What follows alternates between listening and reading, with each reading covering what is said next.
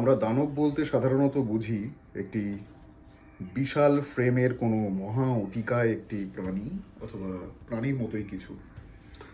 উদাহরণস্বরূপ বলা যায় প্রিডেটর বলে যে ছবিটি হয়েছিল তার ইউৎসু বা ওইরকম টাইপের কিছু একটা নাম ছিল তার। পাইরেটস অফ দ্য ক্যারিবিয়ানে আমরা দানব কাকে বলে দেখেছি। গডজিলাকে আমরা জানি, যদিও গডজিলা মানুষ নয়, সে একজন কাইজু। তো দানব বলতে আমরা এই ধরনের মহা অতিকায় কিছু প্রাণীর কথাই ভাবি।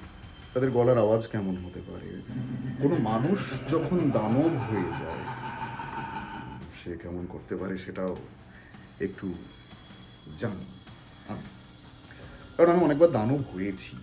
মানে আমি দানব, ভেতরেও তো একটা দানব আছে। কন্ট্রোল। চেষ্টা করি মাঝে মাঝে যাতে ওই দানবীয় বিষয়টা থেকে বেরিয়ে আসতে পারি, কিন্তু পারি না। কারণ গপ্পমীরের ঠেক থেকে যখনই আমার কাছে কল আসে আমি স্ক্রিপ্ট না দেখে বলে দিতে পারি আমি কোন চরিত্রে অভিনয় করছি। That is monster.